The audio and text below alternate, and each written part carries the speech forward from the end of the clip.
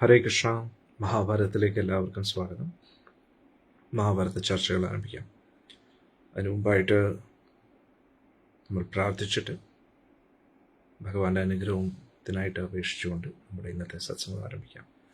ഓം നമോ ഭഗവതേ വാസുദേവായ. ഓം നമോ ഭഗവതേ വാസുദേവായ. ഓം നമോ ഭഗവതേ വാസുദേവായ. നാരായണം നമസ്കൃത്യം നരം ചൈവ നരോത്തമം ദേവീം സരസ്വതീം വ്യാസം തതോ ജയമുദീരയേത്. അഷ്ടപ്രായേഷു ഭദ്രേഷു നിത്യം ഭാഗവത സേവയാ ഭഗവതി ഉത്തമശ്ലോകേ ഭക്തിർഭവതി നൈഷ്ഠികീ. കൃഷ്ണായ വാസുദേവായ ദേവകീ നന്ദനായ ച നന്ദഗോപകുമാരായ ഗോവിന്ദായ നമോ നമഃ. ഓമജ്ഞാനതിമിരന്ധസ്യ ജ്ഞാനാഞ്ജനശലാകായ ചക്ഷുരുന്മിലിതം യേന തസ്മൈ ശ്രീഗുരുവേ നമഃ. ശ്രീചൈതന്യമനോഭീഷ്ടം സ്ഥാപിതം യേന ഭൂതലേ സ്വയം രൂപഗതാ മഹ്യം ദദാതി സ്വപദാന്തികം. വന്ദേഹം ശ്രീഗുരോം ശ്രീയുതാപദകമലം ശ്രീഗുരോം വൈഷ്ണവാംശ്ച ശ്രീരൂപം സാഗ്രജാതം സഗണ രഘുനാഥാന്വിതം തം സജീവം സാദ്വൈതം സാവധൂതം പരിജനാസഹിതം കൃഷ്ണചൈതന്യദേവം ശ്രീരാധാകൃഷ്ണപാദാൻ സഗണലളിതാ ശ്രീവിശാഖാന്വിതംശ്ച. നമോ വിഷ്ണുപാദായ കൃഷ്ണപൃഷ്ഠായ ഭൂതലേ ശ്രീമതേ ജയപതാകസ്വാമിനിതി നാമിനേ. നമാചാര്യപാദായ നിതായ കൃപപ്രദായിനി ഗൗരഗദാദാമദായ നഗരഗ്രാമതാരിണി. നമോ വിഷ്ണുപാദായ കൃഷ്ണപൃഷ്ഠായ ഭൂതലേ ശ്രീമതേ ഭക്തിവേദാന്തസ്വാമിനിതി നാമിനേ. നമസ്തേ സാരസ്വതേ ദേവേ ഗൗരവാണി പ്രചാരിണേ നിർവിശേഷശൂന്യവാദി പാശ്ചാത്യദേശധാരിണി. നമോ വിഷ്ണുപാദായ കൃഷ്ണപൃഷ്ഠായ ഭൂതലേ ശ്രീമതേ ഭക്തിസിദ്ധാന്ത സരസ്വതീതി നാമിനേ. ശ്രീവാസുവാനുവീ ദേവി ദയതായ കൃപാബ്ദയേ കൃഷ്ണസംബന്ധ വിജ്ഞാനദായിനേ പ്രഭവേ നമഃ. മാധുര്യോജ്വല പ്രേമാഢ്യ ശ്രീരൂപാനുഗഭക്തിധ ശ്രീഗൗരകരുണാശക്തി വിഗ്രഹായ നമോസ്തുതേ. നമസ്തേ ഗൗരവാണി ശ്രീമൂർത്തേ ദീനധാരിണി ഗോപാനുഗവൃതസിദ്ധാന്തദ്വന്ദ്വഹാരിണി. നമോ ഗൗരകിശോരായ സാക്ഷാത് വൈരാഗ്യമൂർത്തയേ വിപ്രലംബരസാംബോധേ പാദാംബുജായിതേ നമഃ. നമോ ഭക്തിവിനോദായ സച്ചിദാനന്ദനാമിനേ ഗൗരശക്തിസ്വരൂപായ രൂപാനുഗവരായിതേ. ഗൗരാവിർഭാവഭൂമിസ്ഥം നിർദ്ദിഷ്ട സജ്ജനപ്രിയ വൈഷ്ണവ സർവഭൗമ ശ്രീജഗന്നാഥായ തേ നമഃ. നമോ മഹാവദന്യായ കൃഷ്ണപ്രേമപ്രദായിതേ കൃഷ്ണായ കൃഷ്ണചൈതന്യ നാമിനേ ഗൗരത്വസേ നമഃ.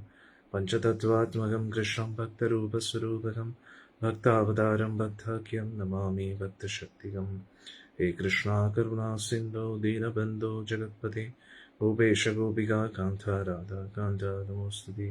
ജയതാം സുരതോ പങ്കോർമമ മന്ദമതേർഗതിമത്സർവസ്വപാദാംബോജോ രാധാമദനമോഹനോ ദിവ്യത്വന്ദാരണ്യകൽപദ്രുമദ ശ്രീമദ് രത്നാകാര സിംഹാസനസ്ഥോ ശ്രീമദ് രാധാ ശ്രീലഗോവിന്ദദേവോ പ്രേഷ്ഠാനഭ്യ സേവ്യമാനോ സ്മരാമി.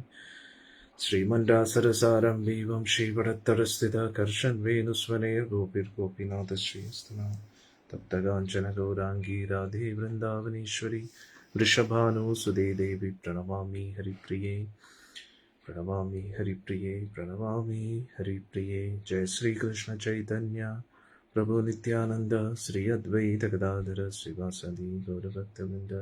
ഹരേ കൃഷ്ണ കൃഷ്ണ കൃഷ്ണ ഹരേ ഹരേ ഹരേ രാം രാം രാം ഹരേ ഹരേ.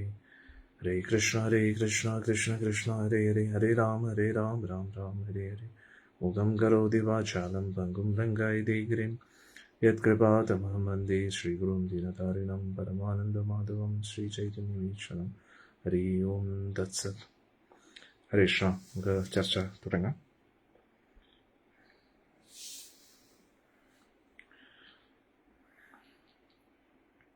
കഴിഞ്ഞ മഹാഭാരതത്തിൽ നമ്മൾ പഠിച്ചത് ഭഗവാൻ എങ്ങനെയാണ് പാണ്ഡവരെ ദുർവാസാവിൻ്റെ ശാപത്തിൽ നിന്ന് രക്ഷിച്ചത് എന്ന് നമ്മൾ പഠിച്ചു അല്ലേ.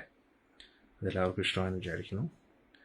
ഇന്ന് വനവാസത്തിൻ്റെ ആ സമയത്ത് തന്നെ ജയദ്രഥൻ എങ്ങനെയാണ് ദ്രൗപദി ദേവിയെ അപഹരിച്ചു കൊണ്ടുപോകാൻ ശ്രമിച്ചത് എന്ന് നമുക്ക് പഠിക്കാം. തുടങ്ങാം.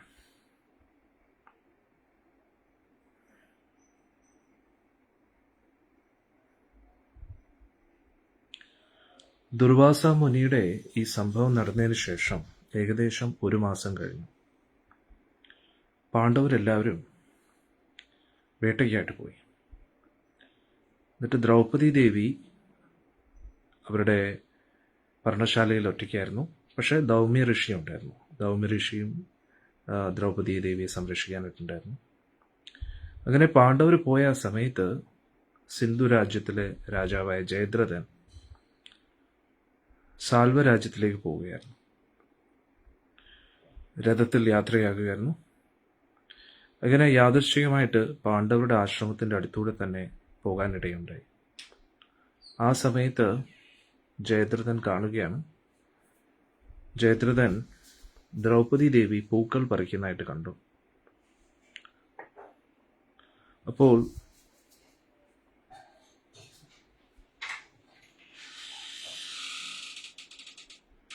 ദ്രൗപദി ദേവി പൂക്കൾ പറിക്കുന്ന ആ രംഗം കണ്ടപ്പോൾ ജയദ്രഥന് ഒരുപാട് ആകർഷണം തോന്നി. ദ്രൗപദിയുടെ അത്രയ്ക്ക് സുന്ദരിയായിരുന്നു ദ്രൗപദി.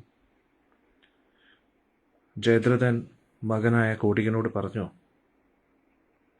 പോയിട്ട് ആ സുന്ദരിയുടെ പേരെന്താണെന്ന് ചോദിക്കാൻ പറഞ്ഞു. ആ ഒരു സുന്ദരി അപ്സരസാണോ അതോ ഏതെങ്കിലും ദേവന്മാരുടെ മകളാണോ എന്ന് ചോദിക്കാൻ പറഞ്ഞു. എന്നിട്ട് ജയദ്രഥൻ ശാൽവ രാജാവിൻ്റെ മകളെ വിവാഹം കഴിക്കാൻ വേണ്ടി പോവുകയാണ്. പക്ഷേ ദ്രൗപദി ദേവിയെ കണ്ടുടൻ തന്നെ അടുത്തൊരു വിവാഹത്തിനുള്ള താല്പര്യം ജയദ്രഥൻ ഇല്ലാതെയായി.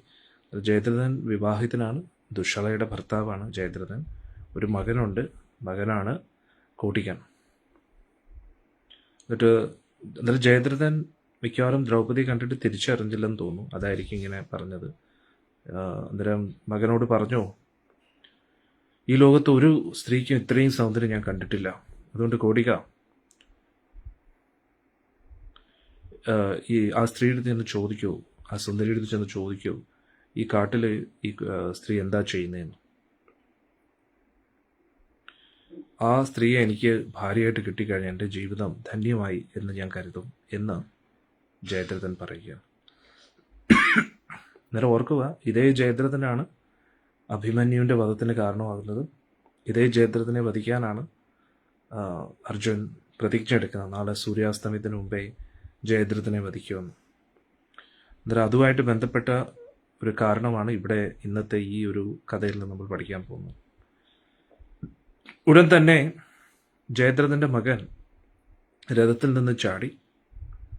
എന്നിട്ട് ഇവിടെ മഹാഭാരതത്തിൽ പറയുന്നു, ഒരു ചെന്നായി എങ്ങനെയാണോ പുലിയുടെ പുറകെ പോകുന്നത്, അതേപോലെ ഈ ചെന്നായി നേരെ ദ്രൗപദിയുടെ നിന്നിട്ട് പറഞ്ഞു, സുന്ദരി, നീ ആരാണ് ഇവിടെ ഈ കാട്ടിൽ ഒറ്റയ്ക്ക് എന്താണ് ചെയ്യുന്നത്? എനിക്ക് ഈ കാട്ടിൽ ഭയമൊന്നുമില്ലേ? നീ ദേവിയാണോ അതോ ഏതെങ്കിലും ദേവന്റെ മകളാണോ? ഏതെങ്കിലും ദിക്പാലകന്റെ ഭാര്യയാണെന്ന് തോന്നുന്നു. നീ ഏത് വംശത്തിൽപ്പെട്ടതാണ്, ആരാണെന്ന് ചോദിക്കുന്നത്. എന്നിട്ട് ആ കുമാരൻ പറഞ്ഞു, അച്ഛനെ കാണിച്ചിട്ട് പറഞ്ഞു, അവിടെ കാണുന്നത് സിന്ധു രാജ്യത്തിലെ രാജാവാണ്. എത്രയോ രാജാക്കന്മാർ അദ്ദേഹത്തിന് ചുറ്റുമുണ്ട്. 6000 മഹാരഥികൾ അദ്ദേഹത്തിൻ്റെ കാവൽക്കാരായിട്ടുണ്ട്. കൂടാതെ ധാരാളം ആനകളും കുതിരകളും സൈന്യബലമൊക്കെ ഉള്ള ആളാണ് ഈ ജയദ്രഥൻ. സാക്ഷാൽ ദേവേന്ദ്രനെ പോലെയാണ്, ശക്തനാണ്.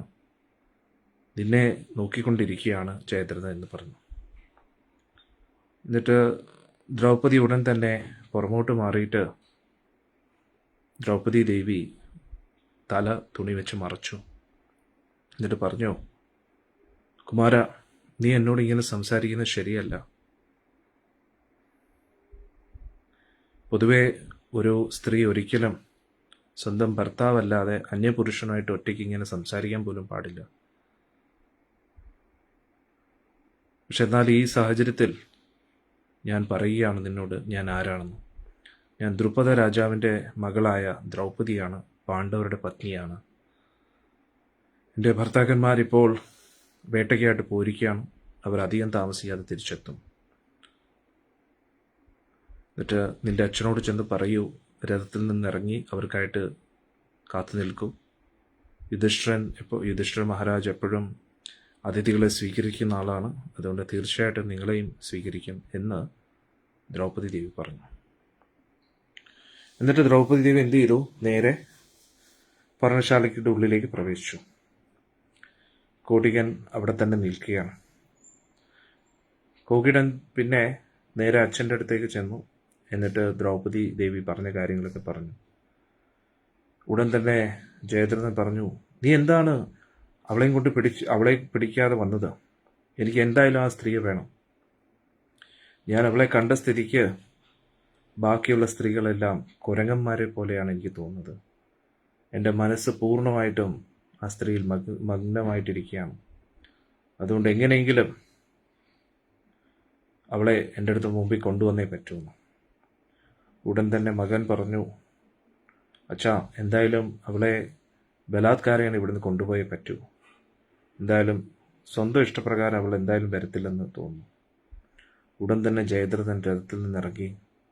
എന്നിട്ട് കോകിടനും മറ്റു കുറേ രാജാക്കന്മാരുമായിട്ട് ദേവി താമസിക്കുന്ന പർണശാലയിലേക്ക് പ്രവേശിച്ചു. വീണ്ടും ഇവിടെ പറയുന്നു, എങ്ങനെയാണോ ഒരു കൂട്ടം ചെന്നായ്ക്കൾ സിംഹത്തിൻ്റെ ഗുഹയിൽ ഉള്ളിലേക്ക് പ്രവേശിക്കുന്ന അതേപോലെ നേരെ ആശ്രമത്തിൻ്റെ ഉള്ളിലേക്ക് പ്രവേശിച്ചു. എന്നിട്ട് ദ്രൗപദി ദേവി അവിടെ നിൽക്കുന്നതായിട്ട് കണ്ടു.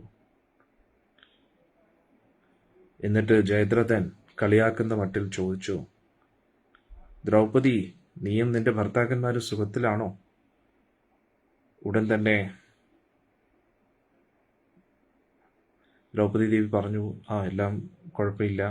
എന്നിട്ട് തിരിച്ച് ദ്രൗപദി ദേവി സിന്ധു രാജ്യത്തെക്കുറിച്ചും ചോദിച്ചു, അവിടെ എല്ലാം ശരിയായിട്ട് നടക്കുന്നുണ്ടോ എന്നൊക്കെ പറഞ്ഞു. എന്നിട്ട് ദ്രൗപദി ദേവി പറഞ്ഞു, യുധിഷ്ഠിര മഹാരാജ് അധികം താമസിക്കാതെ ഉടൻ തന്നെ എത്തുന്നതായിരിക്കും. ഇപ്പം തൽക്കാലം അങ്ങ് ജലപാനം സ്വീകരിച്ചാലും അങ്ങയുടെ കാല് കഴുകി എൻ്റെ ഭർത്താക്കന്മാർ വരുന്നവരെ കാത്തു നിൽക്കാനായിട്ട് പറഞ്ഞു.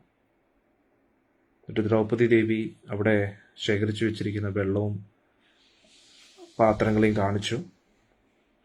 ജയദ്രഥൻ ചിരിച്ചിട്ട് പറഞ്ഞു, നമ്മളും വളരെ സുഖമായിട്ടിരിക്കുകയാണ്, പക്ഷെ നമുക്ക് ഭക്ഷണത്തിലോ വെള്ളത്തിലോ താല്പര്യമില്ല. എന്നിട്ട് ദേവിയെ തെറ്റായിട്ടുള്ള നോട്ടം നോക്കാൻ തുടങ്ങി. ഞാൻ നിന്നെ എൻ്റെ കൂട്ടത്തിൽ കൊണ്ടുപോകാനാണ് ആഗ്രഹിക്കുന്നത്. നീ എന്തിനാണ് ഈ കുന്തിയുടെ നീചന്മാരായിട്ടുള്ള ഈ പുത്രന്മാരുമായിട്ട് താമസിക്കുന്നത്? അവരുടെ എല്ലാ സമ്പത്തും അവർക്ക് നഷ്ടപ്പെട്ടു. അവരിപ്പോൾ വനത്തിലാണ് താമസിക്കുന്നത്.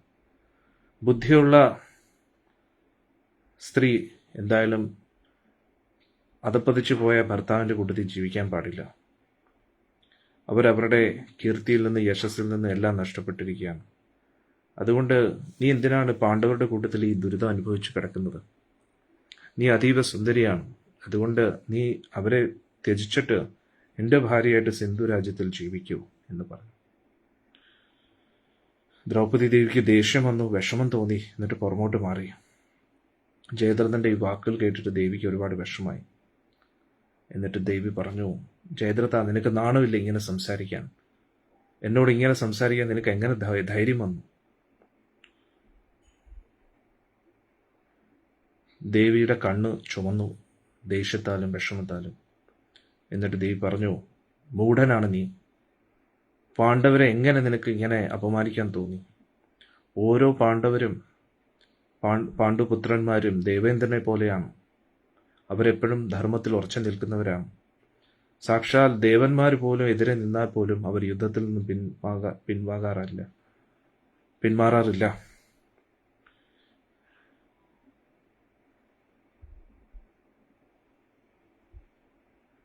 അതുകൊണ്ട് പൊതുവെ തപോബലമുള്ളവരെ അവരവരുടെ സമ്പത്തിൽ നിന്നും സമ്പത്ത് നഷ്ടപ്പെട്ടതായിട്ട് കാണപ്പെടുകയാണെങ്കിലും അവരുടെ തപോബലം ഉണ്ടായതുകൊണ്ട് ആരെയും, ബുദ്ധിമാനായിട്ടുള്ള വ്യക്തികൾ ആരും ഒരിക്കലും അങ്ങനെയുള്ള വ്യക്തികളെ അപമാനിക്കാറില്ല. നായ്ക്കൾ മാത്രമേ അങ്ങനെയുള്ള വ്യക്തികളെ തിരിച്ചറിയാതിരിക്കുകയുള്ളൂ.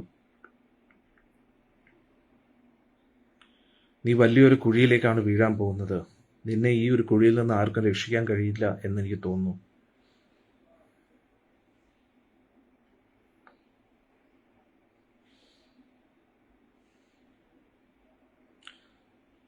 നീ ആഗ്രഹിക്കുന്ന കാര്യം ഒരു കൂട്ടം ആനകളിൽ നിന്നും ആ ആനയുടെ തലപ്പത്തിരിക്കുന്ന ആനയെ ഒരു വടി കാണിച്ച് പേടിപ്പിച്ചിട്ട് മാറ്റുന്നത് പോലെയാണ്. നീ നിന്റെ ബാലിഷ്യമായിട്ടുള്ള ആഗ്രഹങ്ങൾ കൊണ്ടാണ് ഒരു ഉറങ്ങിക്കിടക്കുന്ന സിംഹത്തെ നീ ഉണർത്താൻ ശ്രമിക്കുന്നത്.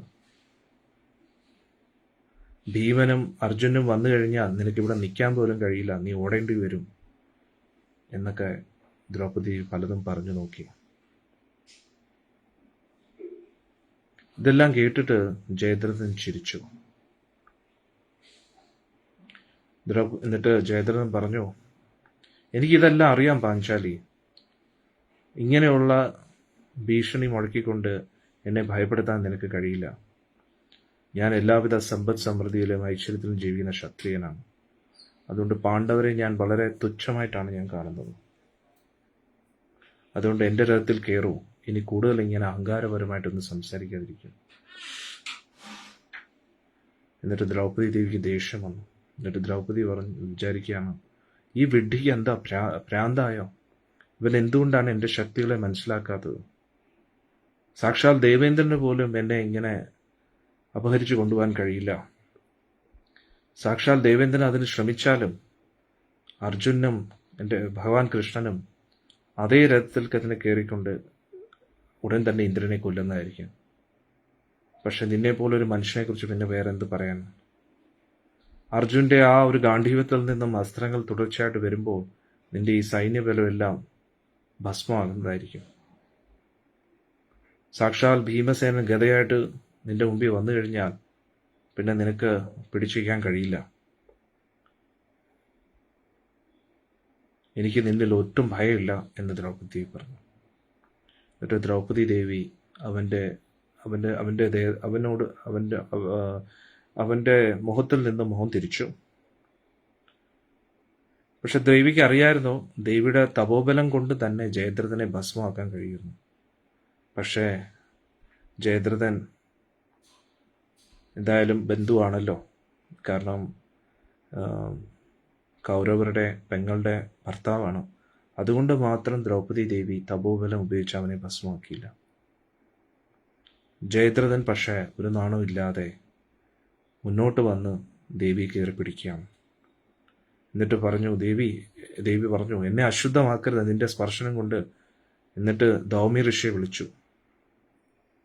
ഉടൻ തന്നെ ജയദ്രഥൻ ദേവിയുടെ മേൽവസ്ത്രത്തെ പിടിച്ചു. എന്നിട്ട് ദേവി ശക്തമായിട്ട് ജയദ്രഥനെ തള്ളി അവൻ താഴെ വീണു. ഉടൻ തന്നെ ജയദ്രഥന് ദേഷ്യം വന്നു.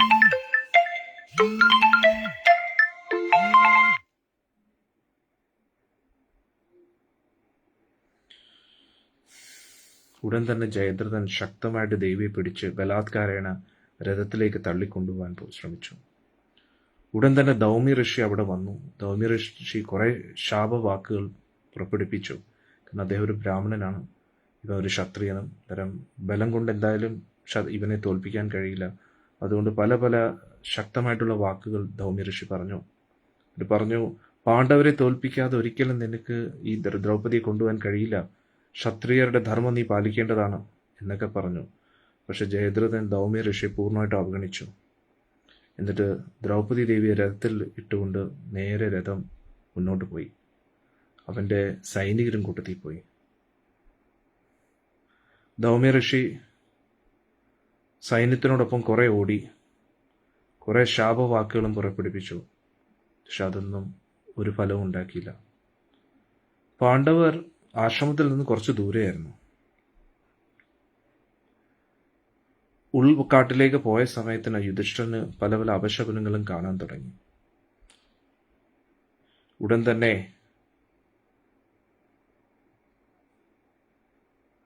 യുധിഷ്ഠിര മഹാരാജ് പറഞ്ഞു, ഈ ദുർനിമിത്തങ്ങൾ വെച്ച് നമുക്ക് മനസ്സിലാക്കാൻ കഴിയുന്നത് ആശ്രമത്തിൽ ഏതോ നമ്മുടെ ശത്രു പ്രവേശിച്ചിട്ടുണ്ട്. ഇവിടെ എത്രയും പെട്ടെന്ന് നമുക്ക് ആശ്രമത്തിൽ തിരിച്ചെത്തണമെന്ന്. എൻ്റെ ഉള്ളിൽ എന്തോ ഒരു വിഷമം എനിക്ക് തോന്നുന്നു. മനസ്സാകെ വ്യാകുലപ്പെടുകയാണ്. എൻ്റെ പ്രാണൻ എൻ്റെ ശരീരത്തിൽ നിന്നും ഉപേക്ഷിച്ച് പോകുന്ന പോലെ എനിക്ക് തോന്നുകയാണ്. ഉടൻ തന്നെ 5 സഹോദരന്മാരും അതിവേഗതയിൽ ആശ്രമത്തിലേക്ക് തിരിച്ചെത്തുകയാണ്. അതിവേഗതയിൽ മരങ്ങളുടെ എല്ലാ ഇടയിൽ കൂടെ അതിവേഗതയിൽ അവിടെ ആയുധങ്ങളൊക്കെ ഉപയോഗിച്ച് മുറിച്ച് വഴിയുണ്ടാക്കി അവർ അതിവേഗതയിൽ മുന്നോട്ട് നടക്കുകയാണ്.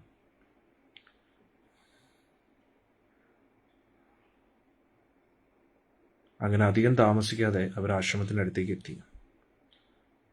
അവിടെ നോക്കിയപ്പോൾ ധാത്രീക എന്ന് പറയുന്ന ദ്രൗപദി ദേവിയുടെ തോഴിയായിരുന്നു. തറയിൽ വീണ് കിടന്ന് കരയുന്നതായിട്ട് കണ്ടു. എന്നിട്ട് പാണ്ഡവരുടെ സേവകരും സാരഥിയായി ഇന്ദ്രസേനൻ നേരെ ചെന്ന് ചോദിച്ചു, എന്താണ് നീ കരയുന്നത്? ദ്രൗപദി ദേവിക്ക് ആപത്തൊന്നും ഉണ്ടായില്ലല്ലോ എന്ന് ചോദിച്ചു. ദ്രൗപദി ദേവിയെ അപഹരിച്ചു കൊണ്ടുപോകത്തക്കവണ്ണം വിഡ്ഢിത്തം ആരെങ്കിലും ചെയ്തോ എന്ന് ചോദിച്ചു.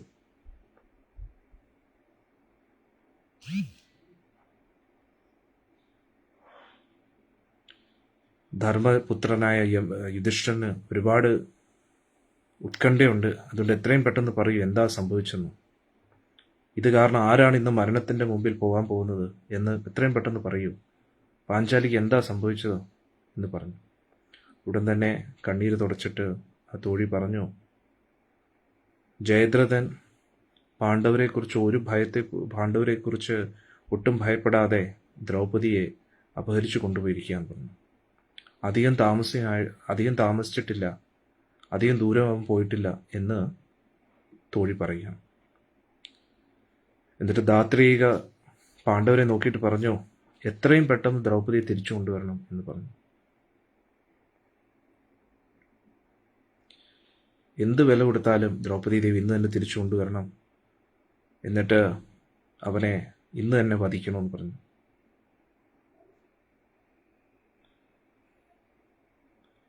ഉടൻ തന്നെ യുധിഷ്ഠിര മഹാരാജ് പറഞ്ഞു, നീ ആശ്രമത്തിലേക്ക് പോകൂ, എന്നിട്ട്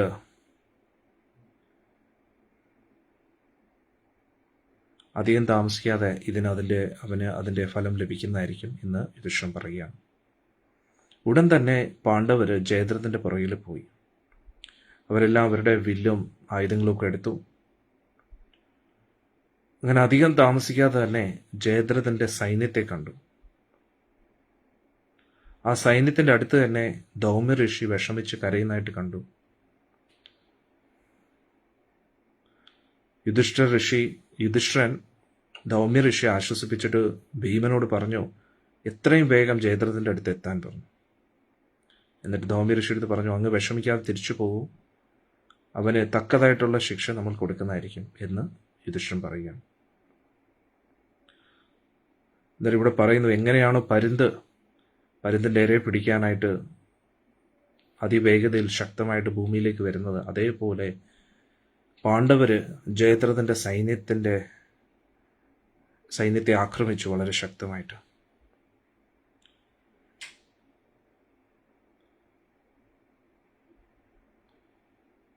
എന്നിട്ട് ദ്രൗപദി ദേവിയെ സിന്ധുരാജൻ കൊണ്ടുപോകുന്നത് കണ്ടിട്ട് പാണ്ഡവരുടെ ദേഷ്യം ഇനിയും വർദ്ധിച്ചു.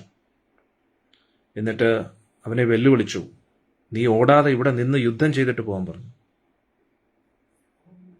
അന്നേരം പാണ്ഡവരുടെ ഈ അലർച്ച കേട്ടിട്ട് ജയദ്രഥന്റെ സൈനികരെല്ലാം ഭയപ്പെട്ടു. ജയദ്രഥൻ തിരിഞ്ഞു നോക്കിയപ്പം കണ്ടു പാണ്ഡവർ അവരുടെ 5 രഥത്തിൽ തിരിച്ചു പുറകെ വരുന്നതായിട്ട്. എന്നിട്ട് ദ്രൗപദി അടുത്ത് പറഞ്ഞു,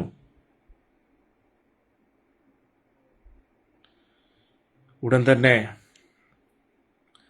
ജയദ്രഥൻ പറഞ്ഞു, ആ 5 രഥത്തിൽ വരുന്നത് നിന്റെ ഭർത്താക്കന്മാരാണെന്ന് തോന്നുന്നു, എന്നോട് പറയൂ ഓരോ രഥത്തിൽ ഇരിക്കുന്ന ആരൊക്കെയാണ്. എന്നിട്ട് ദ്രൗപദി ദേവി ദേഷ്യത്തോട് പറഞ്ഞു, ഇത്രയും നീചപ്രവൃത്തി ചെയ്തിട്ട് നീ എന്തിനാണ് ഈ ചോദ്യം ചോദിക്കുന്നത്? പക്ഷെ എന്തായാലും നീ മരണത്തിന്റെ അടുത്ത് എത്തിയതുകൊണ്ട് നിന്റെ ചോദ്യത്തിന് ഞാൻ ഉത്തരം പറയാൻ പറഞ്ഞു. എന്നിട്ട് പറഞ്ഞു,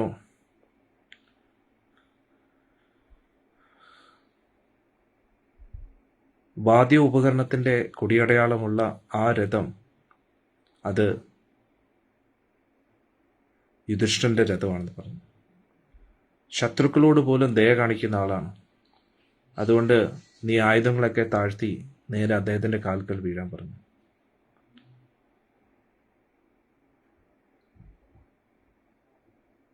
എന്നിട്ട് വൃക്ഷങ്ങളെ പോലെ നല്ല നീണ്ട കൈകളും നല്ല ഉയർന്ന ശരീരം നല്ല ഉയരമുള്ളതും നല്ല ശക്തമായ ശരീരമുള്ള അത് മൃഗോദരനായ ഭീമനാണെന്ന് പറഞ്ഞു. ആ ഭീമനെ വെല്ലുവിളിച്ചു കഴിഞ്ഞാൽ പിന്നെ ആർക്കും ജീവനോടെ ഇരിക്കാൻ കഴിയില്ല. പിന്നെ ആ മൃഗോദരന്റെ മുമ്പിൽ ശത്രുക്കൾ പെട്ടുകഴിഞ്ഞാൽ പ്രതികാരം ചെയ്യാതെ ആള് ശാന്തനാകാറില്ല. അതിനുശേഷം അർജുനെ കാണിച്ചിട്ട് പറഞ്ഞു, അത് ധനഞ്ജയനാണെന്ന് പറഞ്ഞു. കാമോ ക്രോധോ ഒന്നും അടുക്കാത്ത, അത് കാമത്തെയും ക്രോധത്തെയും എല്ലാം ജയിച്ച അർജുനാണത്. യുധിഷ്ഠിരന് തൊട്ടു പുറകിലായിട്ട് 2 രഥങ്ങൾ നിനക്ക് കാണാൻ പറ്റും. അത് നകുലന്റെയും സഹദേവന്റെയാണ്. അവർ രണ്ടുപേരും വാളുകൊണ്ട് യുദ്ധം ചെയ്യാൻ മിടുക്കന്മാരാണ്.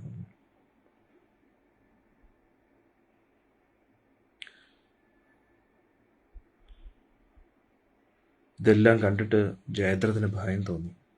എന്നിട്ട് ദ്രൗപദി ദേവി ചിരിച്ചിട്ട് പറഞ്ഞു, നിന്റെ സൈനികരെല്ലാം ഇനി ഭസ്മമാകാൻ പോവുകയാണ്. ഇതിൽ നിന്ന് നീ രക്ഷപ്പെടുകയാണെങ്കിൽ അത് നിനക്കൊരു പുനർജന്മം പോലെയായിരിക്കും എന്നൊക്കെ ദ്രൗപദി ദേവി പറയാണ്. ജയദ്രഥൻ ഉടൻ തന്നെ സൈനികരോട് പറഞ്ഞു, എത്രയും പെട്ടെന്ന് പാണ്ഡവരുമായിട്ട് യുദ്ധം ചെയ്യാൻ.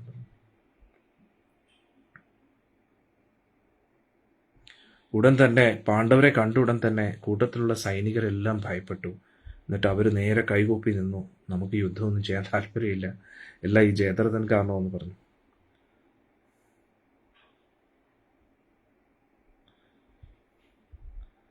എന്നിട്ട് ഭീമൻ എന്നിട്ടും ഗദയൊക്കെ ഉയർത്തിപ്പിടിച്ച് ഗർജിച്ചുകൊണ്ട് ജയദ്രഥന്റെ നേരെ വരികയാണ്. ഉടൻ തന്നെ ജയദ്രഥന്റെ മകനായ കോടികനും ബാക്കിയുള്ള മഹാരഥികളും ജയദ്രഥനെ രക്ഷിക്കാനായിട്ട് ഇടയ്ക്ക് വരികയാണ്. ഒരുപാട് അസ്ത്രങ്ങൾ ഭീമനെതിരെ അയച്ചു. പക്ഷെ അതെല്ലാം ഗദ ഉപയോഗിച്ച് തകർക്കുകയാണ് ഭീമസേനൻ. ഒറ്റ അടി കൊണ്ട് തന്നെ ഒരു വലിയൊരു ആന ഓടിക്കുന്ന ആ സാരഥി, അതുകൂടാതെ അതിൽ യുദ്ധം ചെയ്തുകൊണ്ടിരുന്ന ആ മഹാരഥി, എല്ലാവരും അവിടെ തന്നെ വീണു എന്നുള്ളതാണ്.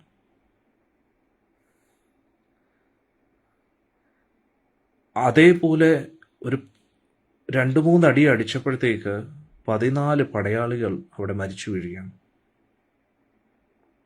അതിനോടൊപ്പം തന്നെ അവർ എറിഞ്ഞ ആയുധങ്ങളും തകർത്തു എന്നുള്ളതാണ്. അങ്ങനെ ഭീമൻ സിന്ധുരാജനായ ജയദ്രഥന്റെ അടുത്തെത്തി. അർജുനൻ നിഷ്പ്രയാസം 500 യോദ്ധാക്കളെ കൊന്നു. അതായത് ജയദ്രഥന് കാവലായിട്ട് നിന്നിരുന്ന സാധാരണ പടയാളികളല്ല, 500 മഹാരഥികളെ ഒറ്റയടിക്ക് അർജുൻ കൊന്നു എന്നുള്ള. യുധിഷ്ഠിരൻ ഒറ്റയ്ക്ക് തന്നെ 100 കണക്കിന് യോദ്ധാക്കളെ കൊന്നു. എന്നിട്ട് നകുലൻ കൊയ്തെടുക്കുന്നത് പോലെ ആൾക്കാരുടെ തലയും കയ്യും ഒക്കെ വാള് വെച്ച് അറക്കാൻ തുടങ്ങി.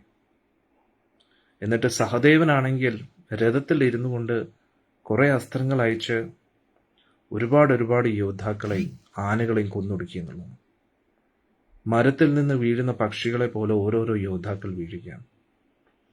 അവരുടെ കൂട്ടത്തിൽ തൃകർത്തകൻ എന്ന് പറയുന്ന ഒരു ശക്തനായിട്ടുള്ള രാജാവ് ഉണ്ടായിരുന്നു. ആ രാജാവ് യുധിഷ്ഠിരനായിട്ട് യുദ്ധം ചെയ്തു.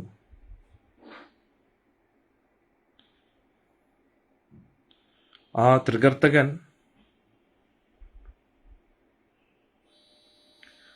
രഥത്തിൽ നിന്നും എടുത്തു ചാടി ഗദ ഉപയോഗിച്ച് യുധിഷ്ഠിരന്റെ 4 കുതിരകളെയും കൊന്നു. ഉടൻ തന്നെ യുധിഷ്ഠിരൻ എന്ത് ചെയ്തു? ശക്തമായിട്ടുള്ള മൂർച്ചയേറിയ അസ്ത്രങ്ങൾ കൊണ്ട് തൃകർത്തകന്റെ നെഞ്ചു പിളർന്നു എന്നുള്ളതാണ്. ഉടൻ തന്നെ അവൻ ഭൂമിയിൽ വീണു എന്നുള്ളതാണ്. എന്നിട്ട് ഉടൻ തന്നെ യുധിഷ്ഠിരന്റെ സാരഥിയായ ഇന്ദ്രസേനനും സഹദേവന്റെ രഥത്തിലേക്ക് ചാടിക്കേറി. ഇനി സുരഥൻ എന്ന് പറയുന്ന ശക്തനായിട്ടുള്ള ആനയെ ഓട്ടിക്കുന്ന ഒരു യോദ്ധാവ് നകുലിനെ ആക്രമിച്ചു. ആ സുരഥൻ ആനയെ ഉപയോഗിച്ച് നകുലന്റെ രഥത്തെ തകർത്തു. എന്നിട്ട് ആ രഥത്തെ വലിച്ചു കൊണ്ടുപോവുകയായിരുന്നു. നകുലൻ രഥത്തിൽ നിന്ന് എടുത്തു ചാടി വാളും പരിചയമായിട്ട്. എന്നിട്ട് ഒട്ടും ഭയപ്പെടാതെ സുരഥനുമായിട്ട് യുദ്ധം ചെയ്തു. സുരഥൻ ഉടൻ തന്നെ ആനയെ ഉപയോഗിച്ച് നകുലനെ വധിക്കാനായിട്ട് മുന്നോട്ട് വരികയാണ്. നകുലൻ ഉടൻ തന്നെ വാള് വീശി ആനയുടെ തുമ്പിക്കൈയും കൊമ്പും അറുത്തു എന്നുള്ളതാണ്. വീര നകുൽ കീ ജയ്. എന്തുവല്ലേ? അതായത് ആ ആന തന്നെ നകുലന്റെ രഥം തകർത്തിരുന്നു. എന്നിട്ട് ആ തകർത്ത രഥത്തെ വലിച്ച് അങ്ങ് കൊണ്ടുപോകുമായിരുന്നു. അതിൽ നകുലൻ ഇരിക്കുകയായിരുന്നു. ഉടൻ തന്നെ വാളും പരിചയം എടുത്തിട്ട് നകുലൻ ചാടി. അന്നേരം ആ സമയത്ത് സുരഥൻ നേരെ ആനയും കൊണ്ട് നകുലനെ വധിക്കാനായിട്ട് മുന്നോട്ട് വരികയായിരുന്നു. ഉടൻ തന്നെ നകുലൻ എന്ത് ചെയ്തു? ആനയുടെ തുമ്പിക്കൈ അങ്ങോട്ട് അറുത്തു എന്നുള്ളതാണ്. തുമ്പിക്കൈ കൊമ്പുൾപ്പെടെ തുമ്പിക്കൈ അങ്ങ് അറുത്തു എന്നുള്ളതാണ്. ഉടൻ തന്നെ ആന ബോധം കെട്ട് വീണു. എന്നിട്ട് ഉടൻ തന്നെ മുകളിലിരുന്ന യോദ്ധാവും വീണു എന്നുള്ളതാണ്. നകുലൻ ഉടൻ തന്നെ ഭീമന്റെ രഥത്തിലേക്ക് കയറി എന്നുള്ള. ഭീമനാണെങ്കിൽ ഒട്ടും ഉന്നം തെറ്റാതെ അസ്ത്രങ്ങൾ അയച്ചുകൊണ്ടിരിക്കുകയാണ്. അന്നേരം ഒന്ന് ആലോചിക്കണം, ഭീമൻ ഗദായുദ്ധത്തിൽ മാത്രമല്ല അസ്ത്രങ്ങൾ അയക്കുന്നതിലും നല്ല മിടുക്കനായിരുന്നു. അന്നേരം ചന്ദ്രകല ആകൃതിയിലുള്ള ഒരുപാട് അസ്ത്രങ്ങൾ അയച്ചുകൊണ്ട് കോകിതൻ, അതായത് ജയദ്രഥന്റെ മകന്റെ സാരഥിയെ വധിച്ചു. എന്നിട്ട് തുടർച്ചയായിട്ടുള്ള അസ്ത്രങ്ങൾ കൊണ്ട് അവന്റെ രഥം തകർന്നു പോയെന്നുള്ളതാണ്. ആ സമയത്ത് കോകിതൻ എങ്ങനെയൊക്കെയോ കുതിരകളെ ഒന്ന് നിയന്ത്രിക്കാൻ വേണ്ടി ശ്രമിക്കുകയായിരുന്നു. ഉടൻ തന്നെ ഭീമസേനൻ 2-3 അസ്ത്രങ്ങൾ അയച്ച് കോകിതന്റെ തലയറുത്തു എന്നുള്ളതാണ്. ഇതേ സമയത്ത് അർജുനൻ കോകിതന്റെ ഭാഗത്തുനിന്ന് യുദ്ധം ചെയ്യുന്ന 12 കുമാരന്മാരെ കൊന്നു എന്നുള്ളതാണ്. അങ്ങനെ ഏകദേശം 1000 യോദ്ധാക്കളെയാണ് പാണ്ഡവർ അവിടെ വധിച്ചത്. അവിടെ നിമിഷങ്ങൾക്കൊക്കെ നോക്കുമ്പോൾ എത്രയോ തലകളും കൈകളും കാലുകളും മൃഗങ്ങളുടെ ശവശരീരങ്ങളും ഇങ്ങനെ കുന്നുകൂടി കിടക്കുകയാണ്. ഒരുപാട് രഥങ്ങളും വലിയ വലിയ കൊടിയടയാളങ്ങളും എല്ലാം അവിടെ, ഓരോ യോദ്ധാക്കളുടെ കവചങ്ങളും വാളുകളും എല്ലാം ഇങ്ങനെ കുന്നുകൂടി കിടക്കുകയാണ്. ഇനി ആകെ കുറച്ച് ബാക്കി വന്ന ജയദ്രഥന്റെ സൈനികരും അവിടുന്ന് രക്ഷപ്പെട്ടു എന്നുള്ളത്. അതേ സമയത്ത് കുറെ കാട്ടിൽ നിന്ന് ചെന്നായ്ക്കളൊക്കെ വന്ന് ഈ യോദ്ധാക്കളുടെ ശവം കടിച്ചു കീറി തിന്നാൻ തുടങ്ങി. ഇതെല്ലാം കണ്ടിട്ട് ജയദ്രഥന് ഭയം തോന്നി. ഉടൻ തന്നെ ജയദ്രഥൻ രഥത്തിൽ നിന്ന് ദ്രൗപദിയെ തള്ളി പുറത്തിട്ടു. എന്നിട്ട് നേരെ ഓടാൻ തുടങ്ങി. യുധിഷ്ഠിരനും സഹദേവനും ദ്രൗപദി ദേവി നേരെ രഥത്തിലേക്ക് കയറ്റി. പക്ഷെ ഭീമൻ അപ്പോഴും നിർത്തിയിട്ടില്ല. ഭീമൻ തുടർച്ചയായിട്ട് സൈനികരെ എല്ലാം കൊന്നുകൊണ്ടേയിരിക്കുകയാണ്.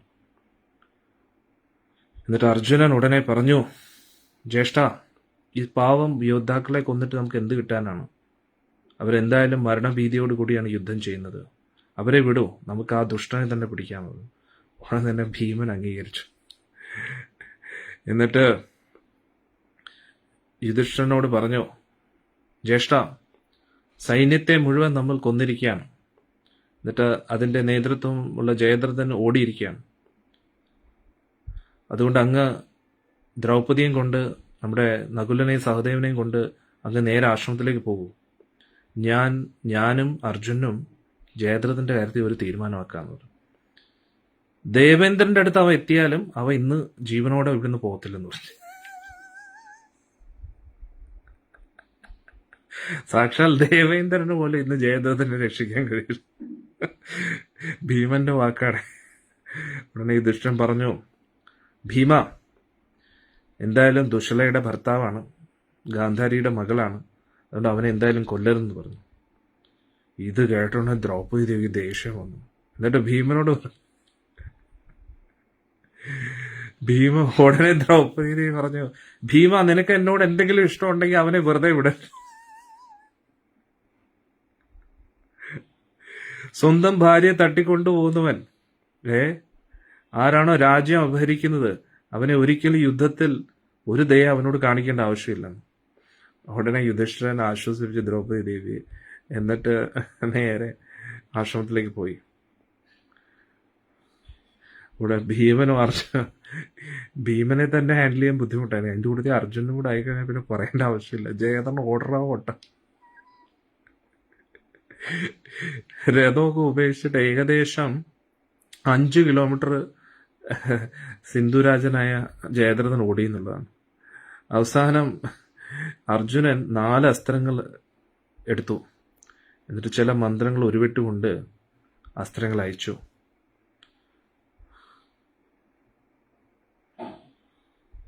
എന്നിട്ട് അതായത് ഇവര് ബാക്കിയുള്ളവരുമായിട്ട് യുദ്ധം ചെയ്യുന്നതിൻ്റെ ഇടയിൽ ഏകദേശം 5 കിലോമീറ്റർ ജയദ്രഥൻ ഓടി എന്നുള്ളതാണ്. ഉടനെ അർജുൻ എന്താ ചെയ്തത്? ഇത് ശ്രദ്ധിച്ചു കേൾക്കണേ. അർജുൻ എന്താ ചെയ്തതെന്ന്. അർജുൻ ചില മന്ത്രങ്ങൾ ഉരുവിട്ടുകൊണ്ട് ചെവി വരെ ആ ഗാന്ധീവത്തിന്റെ ഞാണ് വലിച്ചു എന്നുള്ളത്. അതായത് അത്രയ്ക്ക് അതിനെ സ്ട്രെച്ച് ചെയ്തു എന്നുള്ളത്, മാക്സിമം സ്ട്രെച്ച് ചെയ്തു. എന്നിട്ട് ഹരേ കൃഷ്ണ,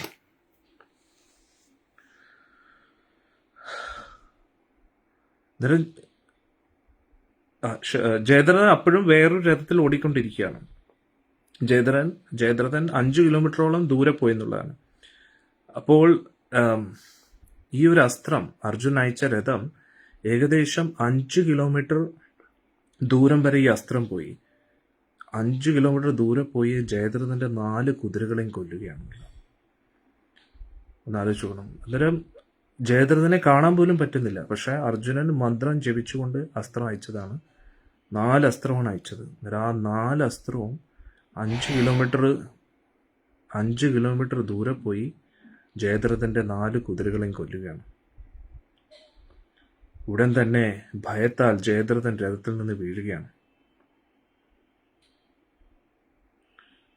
എന്നിട്ട് രഥത്തിൽ നിന്ന് ചാടി ഉൾക്കാട്ടിലേക്ക് ഓടി പോവുകയാണ്.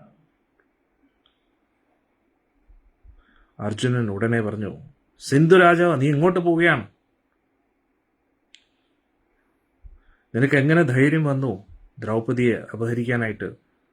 ആണുങ്ങളെ പോലെ നേരിട്ട് യുദ്ധം ചെയ്യാൻ പറഞ്ഞു. നീ ഇങ്ങനെ ഓടുന്നത് ശരിയല്ല. പക്ഷെ ജയദ്രഥൻ തിരിഞ്ഞു നോക്കാൻ ധൈര്യം വന്നില്ല. ഭീമൻ രഥത്തിൽ നിന്ന് ചാടി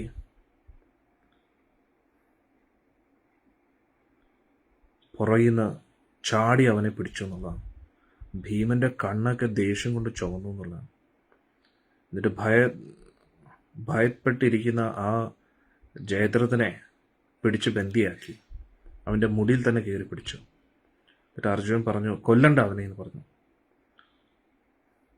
ഉടൻ തന്നെ ഭീമൻ തലയ്ക്ക് നോക്കി ഒറ്റ ഇടി ഇടിക്കാൻ തുടങ്ങുകയായിരുന്നു. ആ ഒരു ഇടി ഇടിച്ചിരുന്നെങ്കിൽ ജയദ്രഥന്റെ തല പിളർന്നു പോയേനെ, പൊടിയായേനെ. ആ രീതിയിൽ ഇടിക്കാൻ തുടങ്ങിയാണ്. പക്ഷെ അർജുനൻ പറഞ്ഞു, ജ്യേഷ്ഠ ഇടിക്കരുത്, കൊല്ലണ്ടെന്ന് പറഞ്ഞ ഉടനെ ഭീമൻ എങ്ങനെയോ നിന്നു ഇടിക്കുന്നതിന് പകരമായിട്ട്. എന്നിട്ട് ജയദ്രഥനെ തൂക്കിയെടുത്ത് ഒറ്റയേറി ഭൂമിയിലേക്ക്. എന്നിട്ട് അവന്റെ തലയ്ക്ക് നോക്കി ഒരു ചവിട്ടി.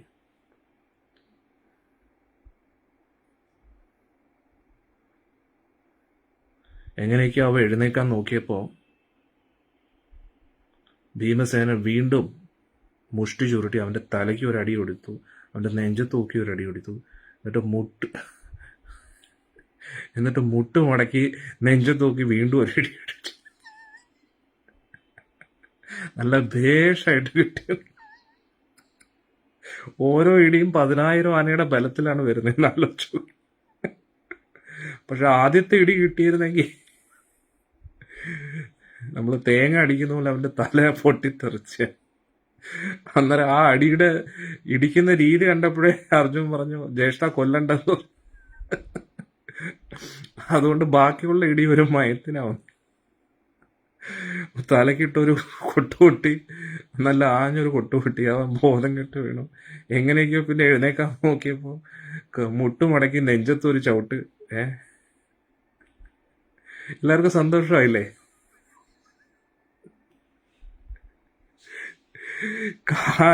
കൈ വെച്ച് ചുരുട്ടി നെഞ്ചത്തൊരു ഇടി ഇടിച്ചു, മുട്ടുമടക്കി ഒരു ഇടി ഇടിച്ചു.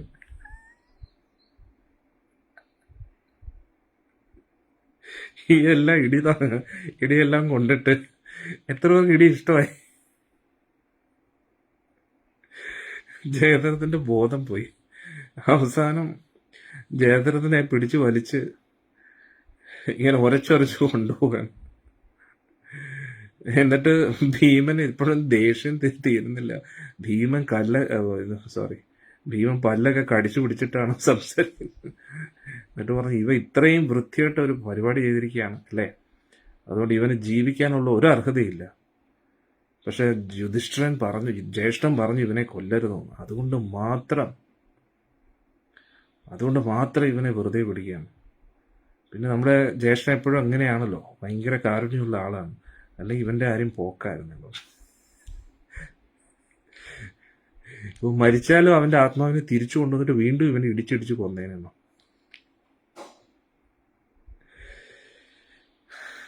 എന്നിട്ട് ഭീമൻ രൂക്ഷമായിട്ട് വീണ്ടും നോക്കി ജയദ്രഥനെ. അവൻ എങ്ങനെയൊക്കെയോ ബോധം വരുമായിരുന്നു. അന്നേരം ഭീമൻ ഇങ്ങനെ ചിന്തിക്കുക, ഇവനെ എങ്ങനെയാണ് ശിക്ഷിക്കേണ്ടത്? ഇവ ഇത്രയും വലിയൊരു നീചപ്രവൃത്തി ചെയ്ത് ഇവനെ ഏത് രീതിയിലാണ് ഇവനെ ശിക്ഷിക്കേണ്ടതെന്ന്. എന്നിട്ട് ഉടനെ എന്ത് ചെയ്തു? ഭീമൻ ആവനാഴിയിൽ നിന്നും നല്ല മൂർച്ചയുള്ള ഒരു അസ്ത്രം എടുത്തു. എന്നിട്ട് അവൻ്റെ മുടിയെല്ലാം അവൻ്റെ തല ഷേവ് ചെയ്തു. എന്നിട്ട് തലയിൽ 5 ശിഖ പോലെ മുടി വെച്ചെന്നുള്ളതാണ്. 5 കൂട്ടം മുടി, അതായത് തല മുഴുവൻ ഷേവ് ചെയ്തിട്ട് ഒരു കൂട്ടം മുടി, പിന്നെ ഇങ്ങനൊരു മുടി, ഇങ്ങനെ അങ്ങനെ 5 ശിഖ വെച്ചു തലയിൽ. അന്നേരം ഒരു ക്ഷത്രിയനെ സംബന്ധിച്ചിടത്തോളം ഇങ്ങനെ അപമാനിക്കുക എന്ന് പറഞ്ഞാൽ മരണത്തിന് തുല്യമാണ്. എന്നിട്ട് പോകുന്നവരെല്ലാരും കാണൂല 5 ശിഖ. 5 ശിഖ 5 പാണ്ഡവരുടെ പ്രതീകമായിട്ട്.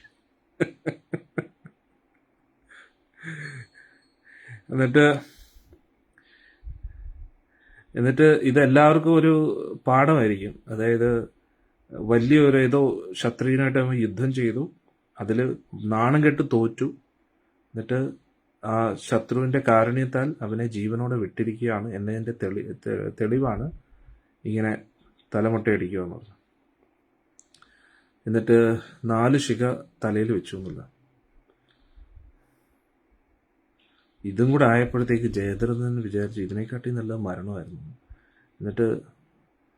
എന്നിട്ട് മുടി ഷേവ് ചെയ്തിട്ട് തറയിലേക്ക് ഒറ്റ കയറി. എന്നിട്ട് ഭീമസേനൻ പറഞ്ഞു, എടാ വിഡ്ഢി, നിനക്ക് ജീവിക്കാൻ ഇപ്പോഴും താല്പര്യമുണ്ടെങ്കിൽ ഞാൻ പറയുന്നത് കേൾക്കൂ. ഇനി മുതൽ നീ പോയിട്ട് എവിടെയാണെങ്കിലും നീ ഉറക്കെ പ്രഖ്യാപിക്കണം നീ പാണ്ഡവരുടെ അടിമയാണെന്ന്. ഇതാണ് പൊതുവെയുള്ള രീതി എന്ന്. ജയദ്രഥൻ ഉടനെ തറയിലിരുന്നിട്ട് പറഞ്ഞു, തീർച്ചയായിട്ടും ഞാൻ അങ്ങനെ തന്നെ പറയാൻ പറയും. വിറച്ച് പറയുകയാണ്, അല്ലെങ്കിൽ ഭീമന്റെ ഇപ്പോൾ ഇടികിട്ടീന്. എന്നിട്ട് ഭീമസേനൻ അവനെ നേരെ പിടിച്ച് രഥത്തിലിട്ടു. എന്നിട്ട് പറഞ്ഞു, കേരട അങ്ങോട്ടും പറഞ്ഞു. എന്നിട്ട് ബാക്കി എന്താ ശിക്ഷയെന്ന് ജ്യേഷ്ഠനായ യുധിഷ്ഠിരൻ തന്നെ പറയുന്നു. എന്നിട്ട് നേരെ ആശ്രമത്തിൽ കൊണ്ടുവന്നു. എന്നിട്ട് യുധിഷ്ഠിര മഹാരാജ് അവിടെ ബ്രാഹ്മണരുടെ കൂട്ടത്തിൽ നിൽക്കുകയാണ്. ഭീമസേനൻ ഒരു മൃഗത്തെ വലിച്ചു കൊണ്ടുവരുന്നത് പോലെ ജയദ്രഥനെ രഥത്തിൽ നിന്ന് വലിച്ചഴിച്ചു കൊണ്ടുപോവുകയാണ്. എന്നിട്ട് യുധിഷ്ഠിരന്റെ മുമ്പിൽ നമസ്കരിക്കണമെന്ന് പറഞ്ഞു. എന്നിട്ട് യുധിഷ്ഠിര മഹാരാജ് പറഞ്ഞു, ജ്യേഷ്ഠ, ഇവനാണ് ആ നീചൻ, ദ്രൗപദിയെ അപമാനിക്കാൻ ശ്രമിച്ച ആ നീചൻ ഇവിടെയാണ്, ഇവനാണെന്ന് പറഞ്ഞു. ഇവൻ എന്ത് ശിക്ഷയാണ് കൊടുക്കേണ്ടതെന്ന് അങ്ങ് പറയൂ, ഇവൻ നമ്മുടെ അടിമയാണെന്ന് പറഞ്ഞു. ഉടനെ യുധിഷ്ഠിരൻ ചിരിച്ചിട്ട് പറഞ്ഞു, അവനെ വെറുതെ വിടാൻ പറഞ്ഞു. ഉടൻ തന്നെ ദ്രൗപദി ദേവി ഉള്ളിൽ നിന്ന് അങ്ങോട്ട് പുറത്തു വന്നു. എന്നിട്ട് ദ്രൗപദി ദേവിയും ദേഷ്യം കൊണ്ട് പുറത്തു വന്നതാ. പക്ഷെ അവൻ്റെ ഈ അവസ്ഥ കണ്ടു പെട്ടെന്ന് ദുശ്ശല ഓർമ്മ വന്നു. ഒരു പാവം ദ്രൗപദി ദേവി എത്ര കരുണാമയാണെന്ന് നോക്കണേ. ദ്രൗപദി ദേവി പറഞ്ഞു, തീർച്ചയായിട്ടും ഇവനെ വെറുതെ വിടും. ഭീമസേനൻ എന്തായാലും നന്നായിട്ട് പണി കൊടുത്തിട്ടുണ്ട് അവൻ, അതുകൊണ്ട് അവൻ എന്തായാലും നമ്മുടെ അടിമയാണ്, ഇനി അവനെ വെറുതെ വിട്ടോന്നു. എന്നിട്ട് ഭീമസേനൻ ജയദ്രഥനോട് പോടാന്ന് പറഞ്ഞു. ഒരു പക്കം ജയദ്രഥന്റെ തല മുന്നിൽ കണ്ടു. എന്തായാലും നല്ലതായിട്ട് കിട്ടിയിട്ടുണ്ട്. മര്യാദക്ക് ശാൽവ രാജ്യത്തിൽ പോയി കല്യാണം കഴിച്ചാൽ പോലെ ഫ്രീ ആയിട്ട് അടിയും തൊഴിയും കിട്ടി എന്നുള്ളതാണ്. എന്നിട്ട് ഫ്രീ ആയിട്ട് ഷേവും ചെയ്ത് കൊടുത്തു. ഹരേ കൃഷ്ണ. എല്ലാവർക്കും സന്തോഷമായ കമന്റ്സിലിടോ ഇങ്ങനെ ഉണ്ടായിരുന്നു ഇന്നത്തെ ഭീമസേനന്റെ ഇടി. ഉടൻ തന്നെ ഇതൊക്കെ സാമ്പിളാണ്. ഇനിയും മഹാഭാരത കുരുക്ഷേത്ര ഭൂമിയിലാണ് ഇനി ബാക്കി കാണാൻ പോകുന്നത്. അന്നേരം ഭീമസേന ജയദ്രഥനെ വെറുതെ വിട്ടു. എന്നിട്ട് ജയദ്രഥനാണെങ്കിൽ യുധിഷ്ഠിരന്റെ മുമ്പിൽ കൈകൂപ്പി എന്നിട്ട് അവിടുന്ന് പോകാൻ ആരംഭിക്കുകയാണ്. യുധിഷ്ഠിരൻ പറഞ്ഞു, നീ സ്വതന്ത്രനാണ്, നിന്നെ ഇപ്പോൾ വെറുതെ വിട്ടിരിക്കുകയാണ്, പക്ഷെ ഇങ്ങനത്തെ ഉള്ള നീച പരിപാടി ഇനി മേലെ ആവർത്തിക്കരുതെന്ന് പറഞ്ഞു. ദുർബലയായിട്ടുള്ള ഒരു സ്ത്രീയെ അവരുടെ ഭർത്താക്കന്മാരും ഇല്ലാത്തപ്പോൾ അപഹരിച്ച് കൊണ്ടുപോകാൻ ശ്രമിക്കുകയാണ്. ഇതൊരിക്കലും ഒരു ശത്രുവിന് ചേരുന്ന പരിപാടിയല്ലെന്ന്. ജയദ്രഥന്റെ ഈ അവസ്ഥ കണ്ടിട്ട് യുധിഷ്ഠിരൻ തന്നെ വലിയ കാരുണ്യം തോന്നി. എന്നിട്ട് യുധിഷ്ഠിരൻ കൈ പൊക്കിയിട്ട് പറഞ്ഞു, നിന്റെ ഉള്ളിൽ എപ്പോഴും ധർമ്മം വളരട്ടെ, നീ സമാധാനമായിട്ട് നിന്റെ അനുയായികളുമായിട്ട് പോകും, ഒരിക്കലും ഇങ്ങനെ അധർമ്മം പ്രവർത്തിക്കുന്നു. ജയദ്രഥൻ അവിടെ നിന്ന് ഒരുപാട് വിഷമിച്ചു പോയി. അവന്റെ ഹാർട്ടൊക്കെ തകർന്നു എന്നുള്ളതാണ്. പക്ഷെ എന്നിട്ടോ അവന്റെ ഉള്ളിൽ പ്രതികാരം പോയിട്ടില്ലെന്നുള്ളതാണ്. അവൻ ചിന്തിച്ചു എങ്ങനെ ഇതിന് പ്രതികാരം ചെയ്യാം. അവന് മനസ്സിലായി എന്തായാലും യുദ്ധത്തിൽ ഇവരെ തോൽപ്പിക്കാൻ കഴിയില്ല, അതുകൊണ്ട് എങ്ങനെയെങ്കിലും തപസ്യ ചെയ്യാന്ന് വിചാരിച്ചു. മഹാദേവന്റെ തപസ് ചെയ്യാന്ന് വിചാരിച്ചു. മഹാദേവന്റെ അനുഗ്രഹം കിട്ടിക്കഴിഞ്ഞാൽ എന്തായാലും പാണ്ഡവരെ തോൽപ്പിക്കാൻ കഴിയുമെന്ന് വിചാരിച്ചു. അങ്ങനെ ഇവൻ തിരിച്ച് കൊട്ടാരത്തിൽ പോകുന്നതിന് പകരം ഗംഗാ തീരത്ത് ധ്യാനത്തിലിരുന്നു. ഒരു ഭക്ത പറയുന്ന അധർമ്മത്തിന് ഭീമൻ ഇടി തന്നെ വേണം. സത്യം, നല്ല സ്റ്റൈലിന് ഇടി. ഒറ്റ ഇടിക്ക് തന്നെ ജയദ്രഥൻ തീർന്നേൻ.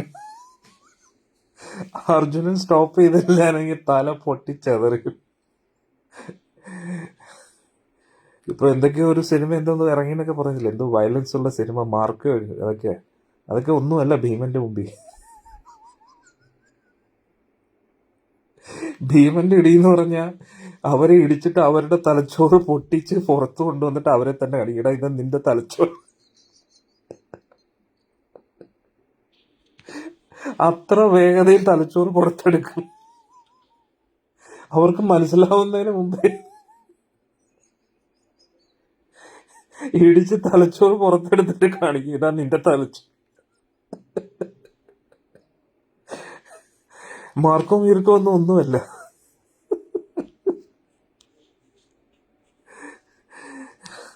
വേണമെങ്കിൽ വെറും കൈകൊണ്ട് തന്നെ ഹാർട്ട് സർജറി ഒക്കെ ചെയ്ത് കളയും.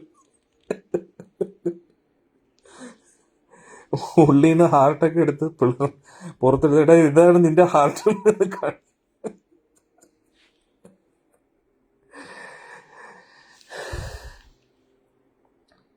ഇനി അടുത്ത അങ്ങനെ ജയദ്രഥൻ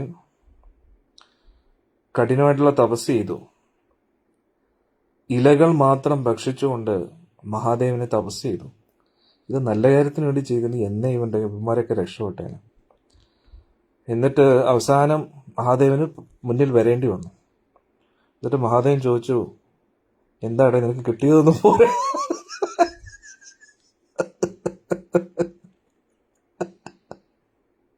ഇനിയിപ്പോ നിനക്ക് എന്താണ് വേണ്ടത്? ഉടനെ ജയദ്രഥൻ ഭയങ്കര സന്തോഷിച്ചിട്ട് പറഞ്ഞു, എനിക്ക് 5 പാണ്ഡവരെയും തോൽപ്പിക്കണമെന്ന്. മഹാദേവൻ ചിരിച്ചിട്ട് പറഞ്ഞു, ഒരിക്കലും നടക്കാത്ത കാര്യമാണ്. പാണ്ഡവരെന്ന് പറഞ്ഞാൽ അവരെ ആർക്കും തോൽപ്പിക്കാൻ കഴിയില്ല, കാരണം ഭഗവാൻ കൃഷ്ണന്റെ സംരക്ഷണത്തിലാണ് അവരിയ്ക്കുന്നത്. എനിക്ക് പോലും അവരെ ഒന്നും ചെയ്യാൻ കഴിയില്ല, പിന്നെയാണ് നീ. ഉടൻ തന്നെ പക്ഷെ എനിക്ക് നീ എന്തായാലും ഇത്രയും കഠിന തപസ് ചെയ്തല്ല, അതുകൊണ്ട് വെറും കൈയോടെ പോണ്ട. അർജുനു പകരം, അർജുൻ ഒഴികെ ബാക്കിയുള്ള 4 പേരെ ഒരു ദിവസം കുറച്ച് നേരത്തേക്ക് നിനക്ക് തടയാൻ പറ്റുമോ? എന്നിട്ട് ഇത്രയും പറഞ്ഞിട്ട് മാധവൻ ഒന്ന് ഓടി സ്ഥലം വിട്ടുന്നുള്ളൂ. മാധവൻ വിചാരിച്ചു, ഇങ്ങനെയുള്ള പ്രാന്തന്മാരൊക്കെ എന്തിനാണ് എന്നെ തപസ് ചെയ്തുകൊണ്ടിരിക്കുന്നത്? ഞാൻ അവിടെ സമാധാനമായിട്ട് ഭഗവാന്റെ നാമം ജപിച്ചിരിക്കുന്നതിൻ്റെ ഇടയിൽ ഇവന്മാർക്ക് ഓരോ കൊഴുപ്പ് കയറി വരും എന്നുള്ളതാണ്. അവന്മാർ കൊഴുപ്പ് കാരണം ഓരോന്ന് ചെയ്തുണ്ടാക്കും, എന്നിട്ട് അവിടെ നിന്ന് ഇവിടെ നിന്ന് കിട്ടും, എന്നിട്ട് അവസാനം വിളിക്കുന്ന എൻ്റെ നാമമാണ്. ഇതിന് പകരം ഭഗവാന്റെ നാമം ജപിച്ചിരുന്നു കഴിഞ്ഞാൽ ഇവന്മാരൊക്കെ എന്നേ രക്ഷപ്പെട്ടേനെ. അതുകൊണ്ട് ഭഗവാൻ മഹാദേവൻ ഇത്രയും പറഞ്ഞിട്ട് അവിടെ നിന്ന് ഓടി സ്ഥലം വിട്ടു എന്നുള്ള. എന്നിട്ട് ജയദ്രഥൻ നേരെ രാജ്യത്തിലേക്ക് തിരിച്ചുപോയി. എന്നിട്ട് എല്ലാ ദിവസവും രാവിലെ എഴുന്നേക്കും ഇവൻ ചിന്തിക്കുക, എന്നായിരിക്കും ആ ദിവസം. ഇത് എന്നെ ചിന്തിച്ചുകൊണ്ട് അവ ഇരിക്കാൻ തുടങ്ങി. അങ്ങനെ ഇന്നത്തെ മഹാഭാരത ചർച്ച ഇവിടെ തീരുകയാണ്. ജയദ്രഥൻ്റെ തോന്നിവാസത്തിന് ഭീമസേന നല്ല പണി കൊടുത്തു, അല്ലേ? ഭീമസേൻ കീ ജയ്. ഒരു ഭക്ത പറയുന്നു, ചിലർക്ക് എത്ര കിട്ടിയാലും ഉളുപ്പില്ല. അതാണ് എന്ത് പറയാനല്ലേ. എന്തായാലും നല്ല ഭേഷമായിട്ട് മോന് കിട്ടി, മകനും കിട്ടി. മകൻ നേരെ പോയി, അല്ലേ? തന്തയ്ക്കും കിട്ടി, മോനും കിട്ടി. ഹരേ കൃഷ്ണ. അങ്ങനെ ജയദ്രഥന് നല്ല പണി കിട്ടി, എല്ലാവർക്കും സന്തോഷമായെന്ന് വിചാരിക്കുന്നു, അല്ലേ? ഇനി നാളെ നമുക്ക് അടുത്ത ഭാഗം ചർച്ച ചെയ്യാം. നാളെ മരണത്തിൻ്റെ കുളം. എന്താണ് ഈ മരണത്തിൻ്റെ കുളം? അതെ, പാണ്ഡവർ ഒരു മരണത്തിൻ്റെ കുളത്തിൽ വരികയാണ്. ആ മരണകുളം എന്താണെന്ന് നമുക്ക് നാളെ പഠിക്കാം, കേട്ടോ. ആ മരണകുളത്തിന് ശേഷം പിന്നെ ഇവർ അജ്ഞാതവാസത്തിലേക്ക് പോവുകയാണ്. കീചകവധം, വിരാട് യുദ്ധം, ഇനി അങ്ങോട്ട് അടിപൊളിയാണ്. ഇനി അധികം താമസിക്കാതെ കുരുക്ഷേത്ര യുദ്ധം ആരംഭിക്കുന്നതായിരിക്കും. ഹരേ കൃഷ്ണ.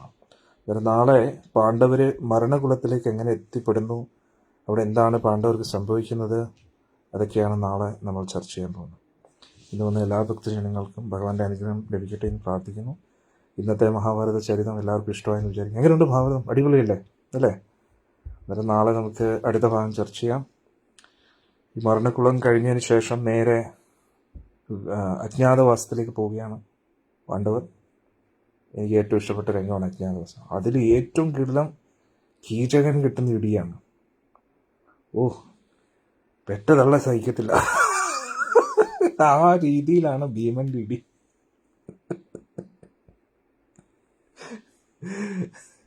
ഭീമന്റെ എല്ലാ ദേഷ്യവും തീർക്കുന്ന പൊറോട്ട മാവ് കുഴയ്ക്കുന്നത് പോലെയാണ് കീചകനെ കുഴച്ചു വെക്കാൻ പോകുന്നത്. അവന്റെ തല ഏതാ, കൈ ഏതാ, കാല ഏതാന്ന് സത്യത്തിൽ തിരിച്ചറിയാൻ പറ്റാത്ത രീതിയിൽ അവൻ ഇടിക്കും എന്നുള്ളതാണ്.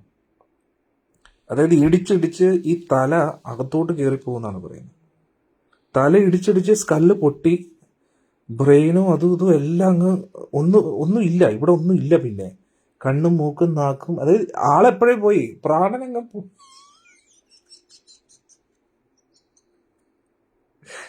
പ്രാണൻ എപ്പോഴേ പോയി.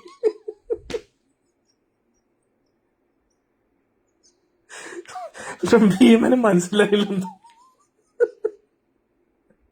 മുഷ്ടി ചുരുട്ടി ഇടിച്ചിടിച്ചിടിച്ചിടിച്ചിടിച്ച് സ്കല്ലൊക്കെ പൊട്ടി. ഇത് ബലൂൺ ഇങ്ങനെ അകത്തോട്ട് പോകുന്നത് പോലെ, ബലൂൺ ഇങ്ങനെ നമ്മൾ അമർത്തുമ്പോ ഇങ്ങനെ അകത്തോട്ട് പോകത്തില്ലേ? പണ്ടി മത്തങ്ങ ബലൂണില്ലേ, ഇങ്ങനെ അകത്തോട്ട് കുത്തി കയറ്റുന്ന പോലെ, അതേപോലെ ഇത് അകത്തോട്ട് കയറി പോകും. ഇത് ഈ കഴുത്തിന്റെ ഉള്ളിലോട്ട്. എന്നിട്ടും ദേഷ്യം തീരുന്നില്ലെന്ന്. എന്നിട്ട് കൈ ഇടിച്ചിടിച്ച് കൈയിന്റെ എല്ലെല്ലാം പൊടിഞ്ഞിട്ട് കൈയും ഇടിച്ച് കുത്തി അകത്തോട്ട് കയറ്റും എന്നുള്ളതാണ്.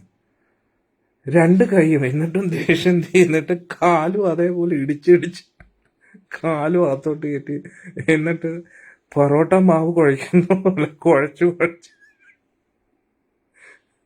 പിറ്റേന്ന് കീചകനെ നോക്കുമ്പോ അവിടെ കീചകനെ കാണാനില്ല, എന്തോ ഒരു മാംസപിണ്ഡം കിടക്കുന്ന പോലെ. തലയും കൈയും വാലെന്ന് പറയും, തലയും കൈയും കാലും ഒന്നും കാണാനില്ലെന്ന്.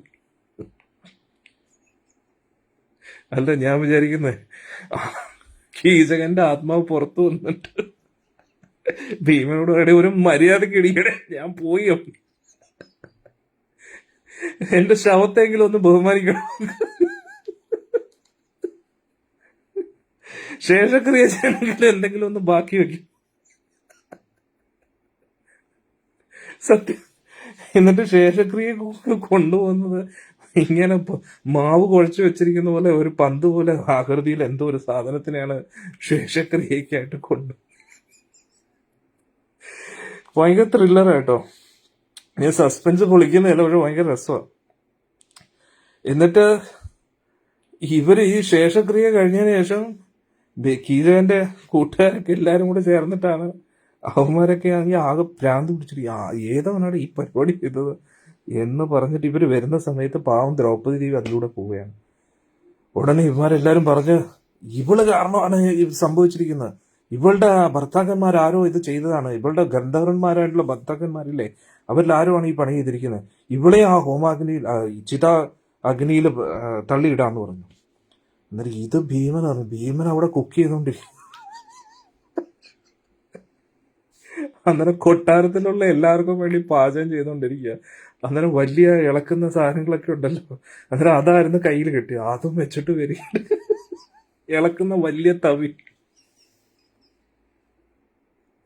അതും കൊണ്ട് ഭീമൻ വന്ന് പൊടാന്ന് അടിക്കുക. എന്നിട്ട് കൂട്ടുകാരന്മാർ പറഞ്ഞ് നിനക്ക് നിങ്ങളുടെ കൂട്ടുകാരനോട് വലിയ സ്നേഹമല്ല, നീ അവരുടെ കൂട്ടത്തിൽ പോകാന്ന് പറഞ്ഞ് അടിച്ച് ആ ചിതയിൽ തന്നെ അവന്മാരെ എടുത്തിട്ട് എറിയുക എന്നുള്ളതാണ്. അവരും ഭസ്മമായില്ല. ഭീമസേനന്റെ പരാക്രമം കിട്ടില്ല. അതായത് നമുക്ക് അതൊക്കെ ഇനി അടുത്ത വിരാട് യുദ്ധം കിട്ടിലുമാണ്, നമുക്ക് കാണാം കേട്ടോ. ഹരേ കൃഷ്ണ. ഇതൊന്ന് എല്ലാവർക്കും മഹാഭാരതം ഇഷ്ടമായെന്ന് വിചാരിക്കുന്നു. എല്ലാവരും ലൈക്ക് ചെയ്യുക.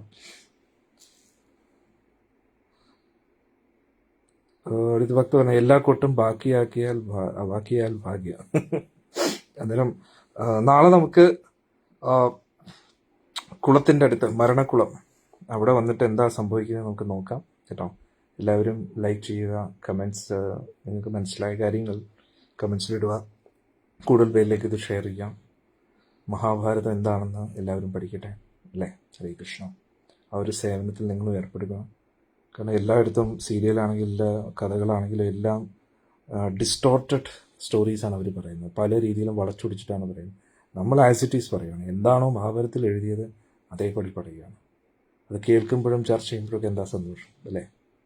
ഇത് നോക്കിക്കഴിഞ്ഞാൽ എപ്പോഴും ഹീറോ പാണ്ഡവരായിരിക്കും. അത് അവരെ ഹീറോ ആക്കാൻ വേണ്ടി എഴുതിയതല്ല, ഒറിജിനലി നടന്ന കാര്യങ്ങളാണ് എഴുതുന്നത്. അതായത് ഒരു ക്രിക്കറ്റ് മാച്ച് നടന്നു,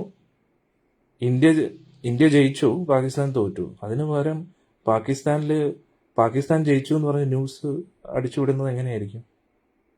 അത് ശരിയല്ലല്ലോ. എന്താണോ കഴിഞ്ഞത്, ആരാണോ ജയിച്ചത് അത് ജയിച്ചു എന്നൊക്കെ പറയണ്ടേ.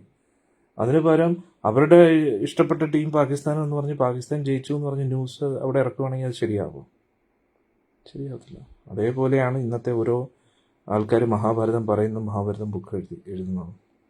എന്നാൽ അതിന് പകരം എന്താണോ യഥാർത്ഥത്തിൽ മഹാഭാരതത്തിൽ എഴുതിയിരിക്കുന്നത് അതേപോലെ നമ്മൾ പഠിക്കുമ്പോഴാണ് നമുക്ക് മഹാഭാരതം കുറച്ചും കൂടെ വ്യക്തമായിട്ട് മനസ്സിലാക്കാൻ കഴിയുന്നത്. അതിലൂടെ ഓരോ വ്യക്തികൾക്കും ധർമ്മത്തിലുള്ള വിശ്വാസം വർദ്ധിക്കും. കുട്ടികൾക്കൊക്കെ ഈ കഥകൾ പറഞ്ഞു കൊടുക്കുക, വളരെ രസകരമായിരിക്കും. കുട്ടികൾക്ക് കഥകളൊക്കെ കേൾക്കാൻ വലിയ ഇഷ്ടമാണ്. അത് മഹാഭാരത കഥകൾ നിങ്ങൾ പറഞ്ഞു കൊടുക്കുക കേട്ടോ. ഹരേ കൃഷ്ണ. ഇനി നമുക്ക് നാളെ രാവിലെ 6 മണിക്ക് കാണാം.